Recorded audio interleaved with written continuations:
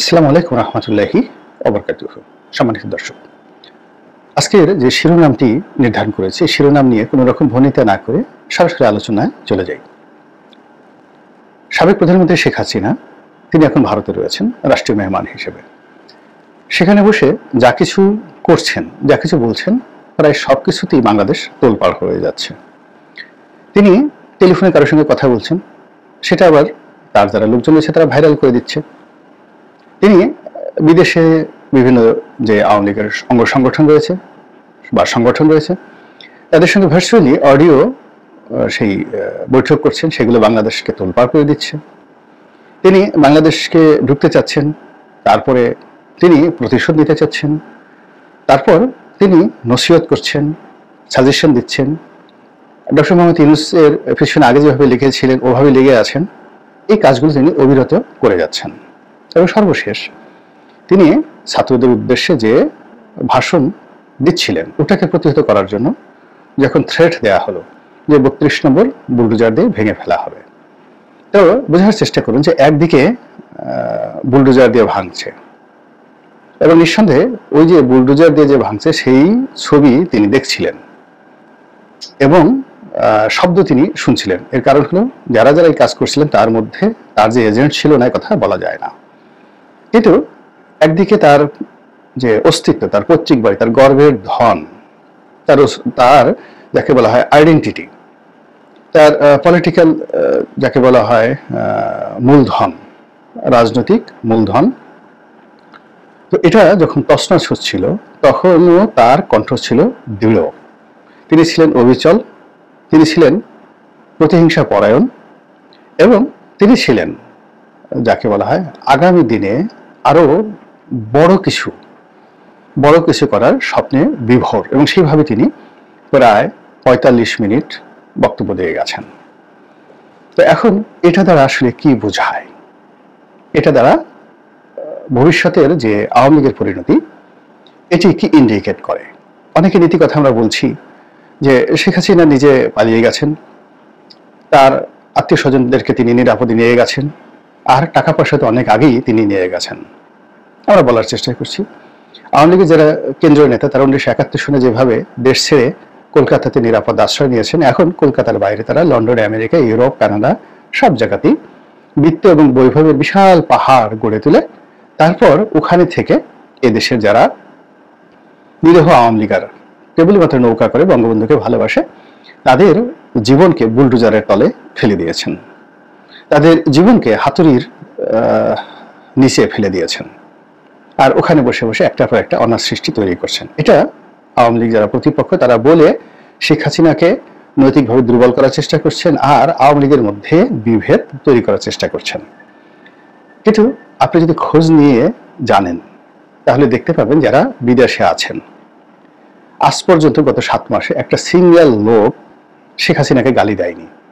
যেভাবে হাওয়া ভবনকে নিয়ে বহু প্রচার প্রপাগান্ডা করার পরেও বিএনপির কোনো নেতা তারেক রহমান সাহেবকে গালি দেননি, একইভাবে আওয়ামী লীগের কোনো লোক এত কিছু করার পরে অনুশোচনা তো দূরের কথা, এই যে বাড়িঘর ভেঙে যাচ্ছে, সমস্ত কিছু হয়ে যাচ্ছে, কিন্তু শেখ হাসিনাকে গালি দিয়েছে, শেখ হেলালকে গালি দিয়েছে, শেখ সেলিমকে গালি দিয়েছে, এরকম কোনো অডিও ফুটেজ বা ভিডিও ফুটেজ দেখাতে পারবেন না। এর অর্থ এটাকে তারা মেনে নিয়েছেন। যেমন যে বাড়িগুলো ভাঙা হয়েছে সেই বাড়িগুলো প্রায় সবই গত ১৫ বছরে তৈরি হয়েছে। তো তারা মনে করছে যে এগুলো তো আসলে আওয়ামী লীগের কারণেই আমাদের এই বাড়িগুলো হয়েছে। সেটা নাটোরের এক সংসদ সদস্যের বাড়ি, শিমুলের বাড়ি, অথবা শাহরিয়ার আলমের বাড়ি, অথবা তোফায়েল সাহেবের বাড়ি, হোয়াট এভার মেবি।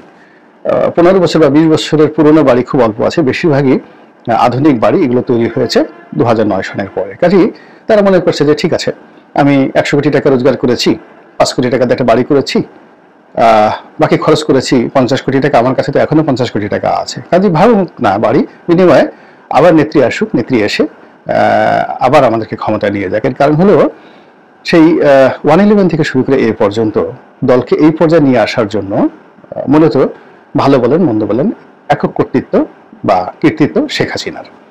ভারতের সঙ্গে বন্ধন করা, সেনাবাহিনীর সঙ্গে একাগারের সময় সমঝোতা করা, তারপরে খুব দ্রুত সিদ্ধান্ত নিয়ে ইলেকশনে আসা ২০০৮ সনে, এই জিনিসগুলো শেখ হাসিনা এককভাবে করেছেন। এবং তিনি আজকের যে বিপদের মধ্যে আছেন, এখানে তিনি অনেকটা নিরাপদ। কিন্তু তিনি যখন 111-এর সময় জেলখানাতে ছিলেন, তখন আমাদের সংসদীয় কমিটির বৈঠকে তিনি বলেছেন যে হতাশা তাকে এমনভাবে গ্রাস করেছিল, তার কাছে মনে হতো আজকেই তার জীবনের শেষ দিন। তো জেলখানাতে বসে শেখ হাসিনার সেই যে আকুতি, সেই আকুতির যে অভিজ্ঞতা, সেই অভিজ্ঞতার কারণে তিনি সবার আগে দুটো জিনিস করেছেন। সেটা হলো দলের নিজের পরিবারের অর্থনৈতিক ভিত্তিটা তিনি মজবুত করেছেন। আমরা 2005 সনে ফরিদপুরের, আমি তখন সদরপুর চরবাহাদুর হোসেন এলাকার মনোনয়ন প্রত্যাশী, আমরা যে কোনো ব্যাপারে একটা অভিযোগ জানানোর জন্য ওনার সাথে দেখা করেছিলাম ধানমন্ডির অফিসে। প্রায় 100 জনের মতো, মানে যাকে বলা হয় এলাকার ফরিদপুরের নেতারা ছিলেন সদরপুর চরবাহাদুর হোসেনের। তো তিনি আমাদের সবাইকে বললেন যে আগামীতে আমি যদি ক্ষমতায় আসি, সেই 96-2001 যে ভুল করেছি সে ভুল করবো না, ব্যবসা বাণিজ্য ওপেন করে দেবো। তোমরা রাজনৈতিক ক্ষমতা যে যাই পাও না কেন, কিন্তু অবাধে ব্যবসা করে তোমরা সবাই কোটিপতি হতে পারবে, সেই ব্যবস্থা আমি করবো। সেই ভুল আমি আর করবো না, যেন দলের বিপদের সময় তোমাদের হাতে টাকা থাকে। আমি বিএনপির কাছ থেকে এই জিনিসটা শিখেছি।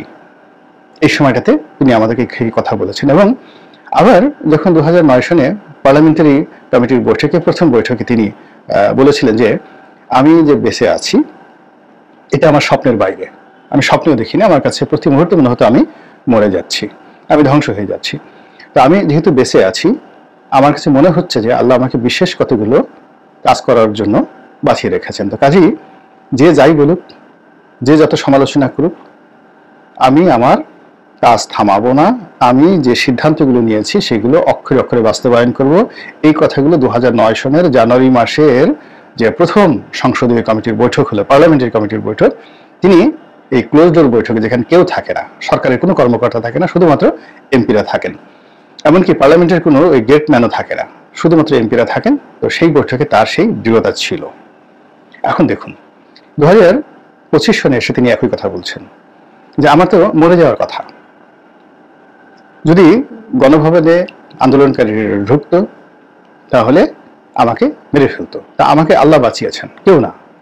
তিনি কাউকে ধন্যবাদ দিচ্ছেন না, বা কোনো সরকারি কর্মকর্তা বা বাহিনী তাকে রক্ষা করেছে, বা কোনো ভারত তাকে রক্ষা করেছে, কিচ্ছু না। তিনি সোজাসুজি বলছেন যে আমি প্রাণে রক্ষা পেয়েছি, আল্লাহ আমাকে বাঁচিয়েছেন, কাজেই আল্লাহ আমাকে যে হায়াতটা দিয়েছেন নির্দিষ্ট কিছু কর্ম করার জন্য, এবং সেই কাজগুলো আমি করব। ফলে কি হলো দেখুন, সবাই হতাশার সাগরে ডুবছে, কেউ কাঁদছে, আর সে তখন হিন্দি গান বাজাচ্ছে, এবং আমরা সে শুনতে পাচ্ছি তু সিজ বড়ি হ্যায় মাস্ত মাস্ত।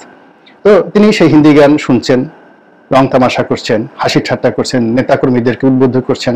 এবং এখন এই যে ভাঙচুরের পরে অনেক নেতাই, অনেক কর্মী তার সাথে কথা বলছেন, এবং এখন তিনি এত অ্যাভেলেবল যে বাংলাদেশের যে কোনো একজন ইউটিউবার যদি চায় তার একটা সাক্ষাৎকার প্রচার করার জন্য, তিনি ফোন করলে সেখানে অ্যাটেন্ড করবেন, দেশের বাইরে অ্যাটেন্ড করবেন, যে কোনো ফেসবুকারের সাথে তিনি আড্ডা দিবেন।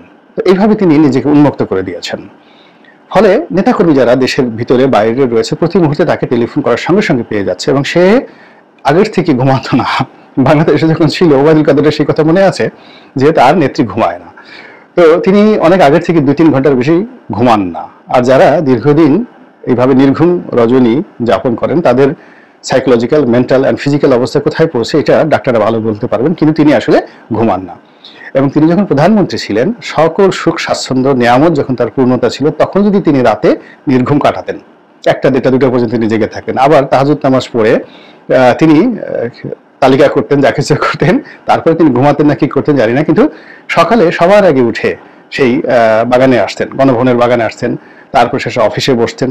কোনোদিন 11টা 12টা পর্যন্ত তিনি শুয়ে আছেন, এই কথা কেউ বলতে পারবে না, নো ওয়ান। তো সেই কাজ দিল্লিতে তিনি আরো বাড়িয়ে দিয়েছেন। এখন বোধহয় আগে যদি 3 ঘন্টা ঘুমাতেন, এখন 2 ঘন্টা ঘুমান কিনা সন্দেহ। 3-4 দিন পরে হয়তো ঘুমান, বাকি সময়টা তিনি একেবারে দেশ বিদেশে সবসময় সবার জন্য উন্মুক্ত থাকেন।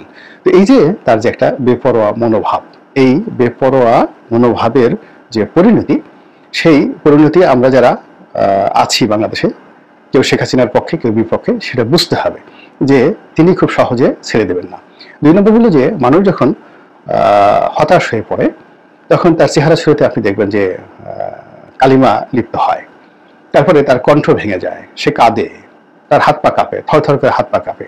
কিন্তু উনি যে টেলিফোনে যেভাবে কথাবার্তা বলছেন, তাতে মনে হচ্ছে তার বয়স আরো 20 বছর কমে গেছে, তার ভিতরে তারুণ্য বেড়ে গেছে এবং তিনি যে কর্মগুলো অতীতে করতেন সেই কর্মগুলো করার জন্য তার হাত এখন নিষ্ফিস করছে। 80-র দশকে যারা ঢাকা বিশ্ববিদ্যালয় ছাত্রলীগের ক্যাডার ছিলেন, মানে অস্ত্র চালাতেন, তাদের মুখে শোনা যে প্রতিপক্ষের সাথে লড়াই করার জন্য তিনি অনেক সময় গুলি কিনে দিয়েছেন, ডাইরেক্ট যে এত রাউন্ড গুলি কিনে দিয়েছেন, নিজের হাতে টাকা দিয়েছেন। অনেকে তো বলে এই যে শেরাটনের সামনে যে নানক সাহেব বা আজম সাহেবদেরকে যে দায়ী করা হয় বিআরটিসি দোতলা বাসে গান পাউডার দিয়ে আগুন লাগানোর, এটা তার সরাসরি নির্দেশে। এখন এই যে তিনি যে সকল গুমের ঘটনা, ইলিয়াস আলী থেকে শুরু করে অন্য যে সকল গুম হয়েছে, তো প্রায় সব জিনিসই তিনি নিজে ডাইরেক্টলি হ্যান্ডেল করেছেন, অর্থাৎ যে করেছে তার সাথে তিনি নিজে কথা বলেছেন, কোনো ভায়া মিডিয়া নেই।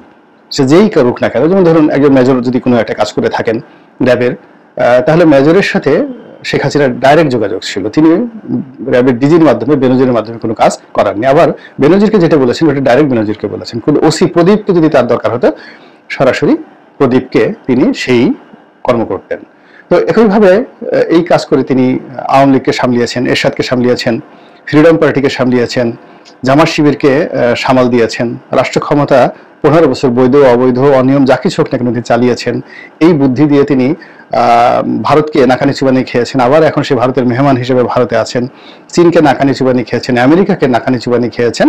আবার এখন যে ট্রাম্প প্রশাসন, তারা এসে প্রচার করেছে যে ডিপ স্টেট, যে তাদের একটা প্রকল্প আছে, সেই প্রকল্পের মাধ্যমে বিলিয়ন বিলিয়ন ডলার খরচ করে বিভিন্ন দেশে যে সরকার পরিবর্তন হয়েছে, সেই সরকার পরিবর্তনের মধ্যে বাংলাদেশের নামও অন্তর্ভুক্ত হয়ে গেছে। যে 2018 সাল থেকে সরকার এই বাংলাদেশ শেখ হাসিনার বিরুদ্ধে চক্রান্ত করে তারপরে এই সরকার পতন ঘটিয়েছে। কাজেই শেখ হাসিনার এই যে মানসিক যে স্ট্রেংথ, সে এখনো মনে করছে যে জনগণ তাকে ভালোবাসে, জনগণ বিক্ষুব্ধ নয়, এবং সে আবার বাংলাদেশে আসলে লোকজন তাকে বরণ করে নেবে এবং she could do better than anybody। এই যে তার যে মানসিক অবস্থা, এটা তাকে একেবারে তার উপর বুলডোজার চালিয়ে না দেওয়া পর্যন্ত এটি থামবে না, কোনো অবস্থায় থামবে না, সেটি চলতে থাকবে। কাজেই যতক্ষণ পর্যন্ত শেখ হাসিনা আছে ততক্ষণ পর্যন্ত আওয়ামী লীগের এই যে বৈশিষ্ট্য চরিত্র, এটি এক চুলো এটি বন্ধ হবে না। অতি সম্প্রতি নিজুম মজুমদার নামে একজন আলোচিত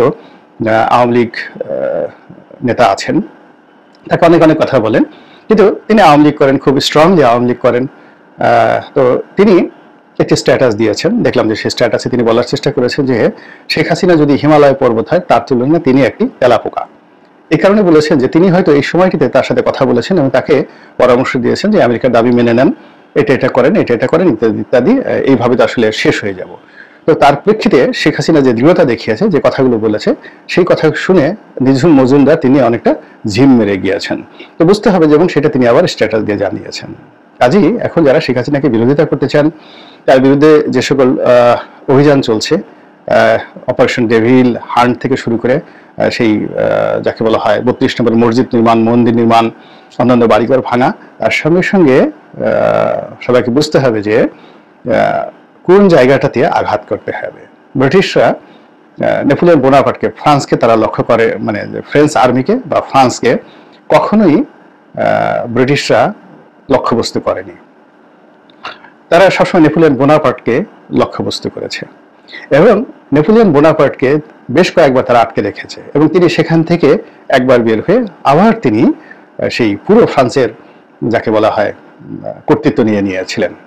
আবার তার বিরুদ্ধে যুদ্ধ করতে হয়েছে এবং সর্বশেষ যুদ্ধ যেটা ওয়াটারলু যুদ্ধ, সেই যুদ্ধে পরাজিত হয়ে তাকে এমন জায়গাতে নিয়ে যাওয়া হয়েছিল সেন্ট হেলেনা দ্বীপে, যেখান থেকে তিনি আর কোনো অবস্থায় ফিরে আসার সুযোগ পাননি।